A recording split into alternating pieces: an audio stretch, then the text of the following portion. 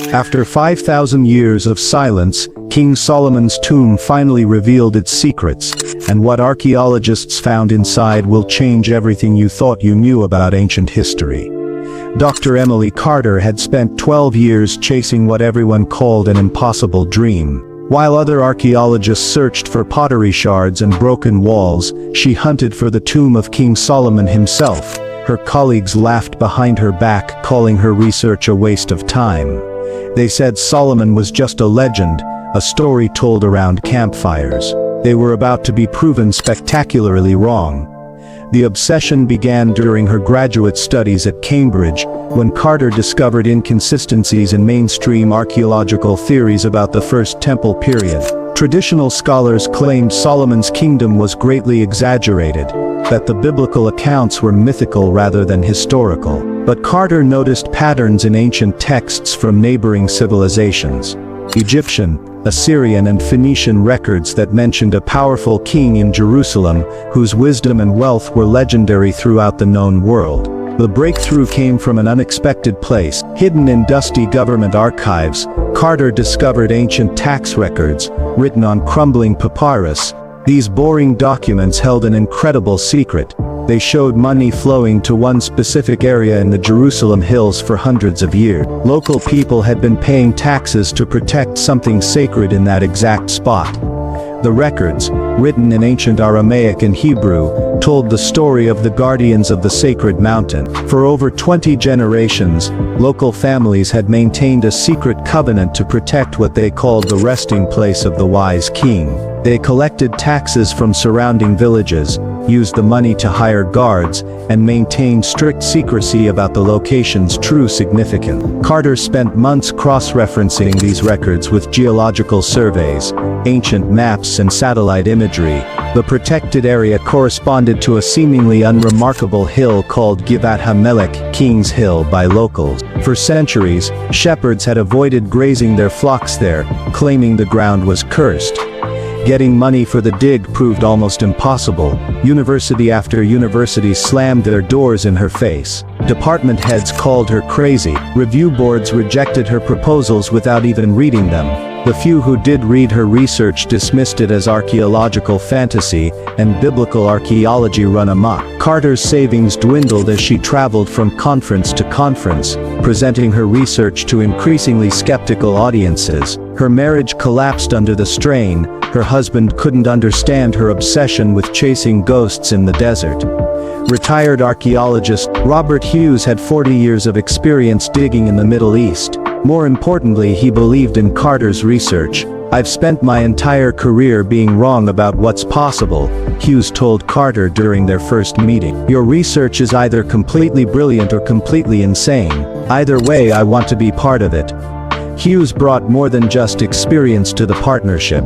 His reputation opened doors that had been slammed in Carter's face. His network of contacts included everyone from government officials to Bedouin guides. Most importantly, he had a modest inheritance that he was willing to invest in one final adventure. Their first expedition ended in complete disaster. Desert storms buried their equipment under tons of sand. 2 team members collapsed from heat exhaustion and had to be rushed to the hospital. Their water supplies ran low, and local authorities nearly shut down the entire operation. Carter returned home defeated, broke and convinced she would never get another chance. The expedition began with high hopes on a clear September morning. For the first week, everything went according to plan. Ground-penetrating radar revealed intriguing anomalies beneath the hill's surface.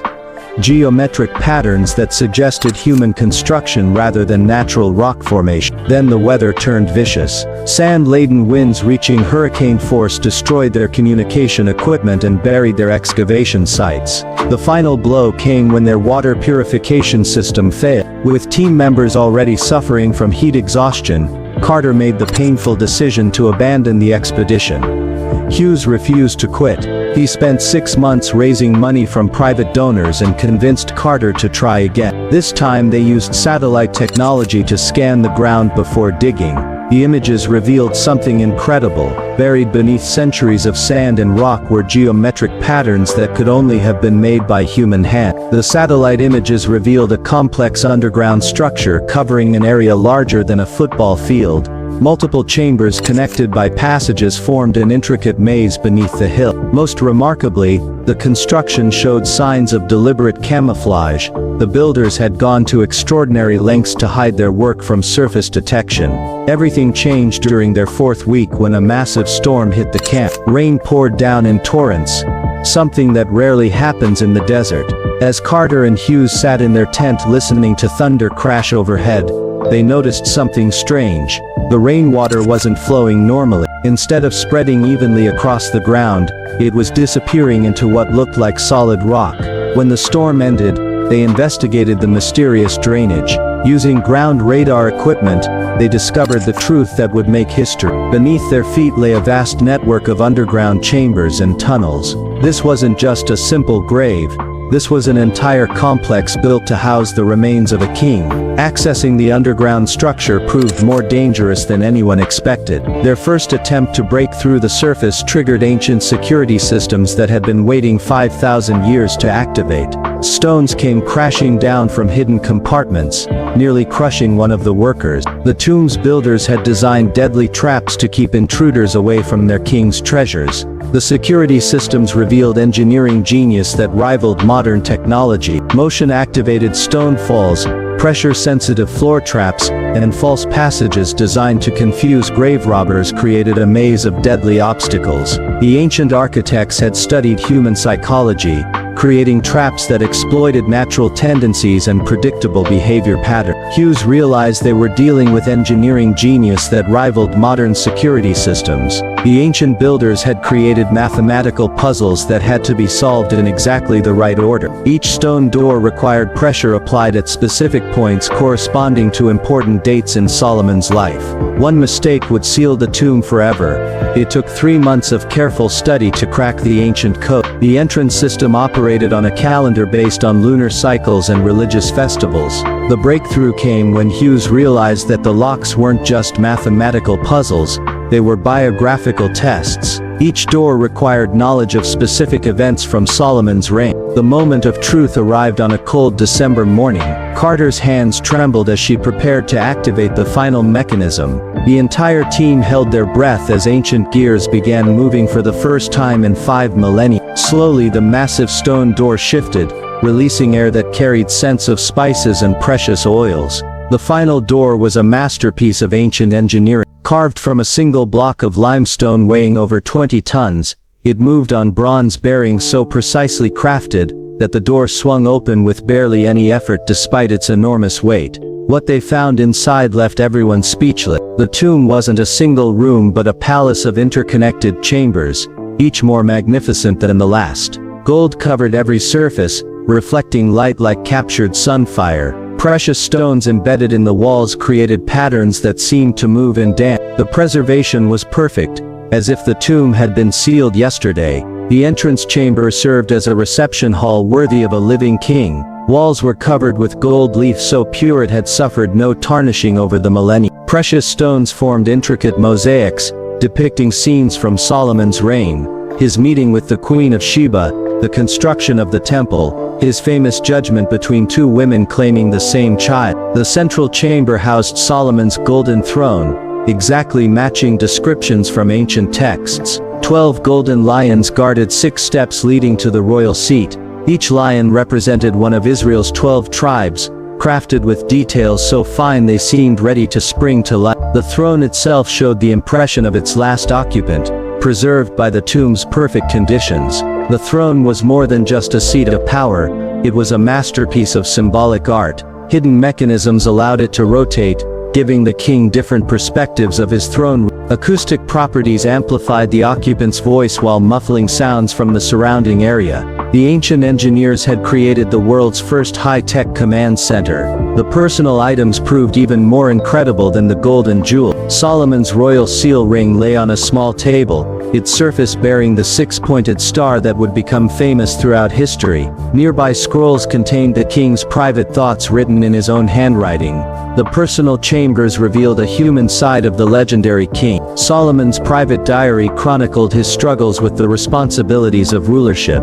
He wrote about the loneliness of power, the difficulty of making decisions that affected thousands of lives, and his constant fear that his wisdom was insufficient for the challenges he faced. The most shocking discovery waited in a hidden chamber behind a false wall. Inside, Carter found detailed maps showing secret tunnel systems beneath Jerusalem's Temple Mount. These passages had never been discovered by modern archaeologists, suggesting vast treasures and escape routes still remain hidden. The maps showed passages connecting the temple to the palace to military installations, and military installations to secret exits outside the city wall. The entire city of Jerusalem had been riddled with hidden passages that would allow the king and his forces to move unseen during times of crisis. Evidence of Solomon's legendary wealth filled room after room. Chests overflowed with gold coins from dozens of ancient kingdoms. Silk from China proved trade relationships reached farther than anyone imagined.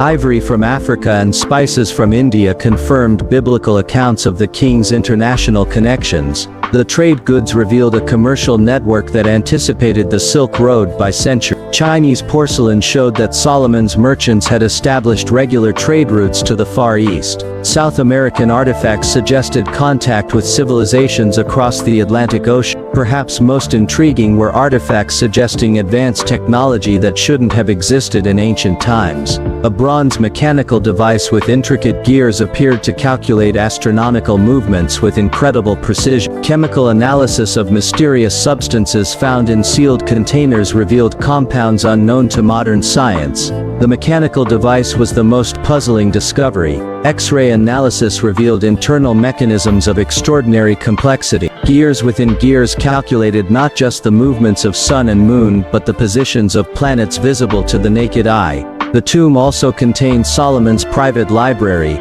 with scrolls covering subjects from medicine to architecture. Ancient surgical procedures described techniques that wouldn't be rediscovered for thousands of years. Building plans showed engineering methods that could teach modern architects new tricks. The medical texts were particularly remarkable. Surgical procedures described anesthesia techniques using plant extracts that produced effects comparable to modern anesthetics. Anatomical diagrams showed understanding of human physiology that exceeded knowledge available to medieval physicians. The most moving discovery was found in Solomon's personal writing room. A simple clay tablet contained his deepest thoughts about wealth and power. Despite being surrounded by unimaginable riches, the wise king had written about the emptiness of material possession. "I have built palaces that touch the sky," Solomon wrote, "but they will crumble to dust. I have gathered treasures from every corner of the earth, but they cannot purchase an extra day of life. The only wealth that endures is the wisdom we share with future generations." As news of the discovery spread worldwide, the archaeological community erupted in debate. Some scholars hailed it as the greatest find in human history. Others questioned whether such perfect preservation was possible after so many centuries. The controversy only increased public fascination with the discovery. Today, Dr. Carter leads an international team of researchers working to unlock the tomb's remaining secret. New chambers are discovered regularly, each containing fresh revelations about Solomon's reign and ancient civilization's true capabilities. For Carter, the greatest treasure isn't made of gold or precious stone. It's the knowledge that human wisdom and achievement have remained constant throughout history. The questions Solomon pondered about leadership, justice, and life's meaning are the same challenges we face today. This incredible discovery reminds us that the greatest treasures aren't always made of gold but consist of knowledge, wisdom, and understanding that can change the world forever. In the end, Solomon's true legacy wasn't the material wealth he accumulated but the timeless wisdom he left for future generations to discover and apply to their own lives and challenges.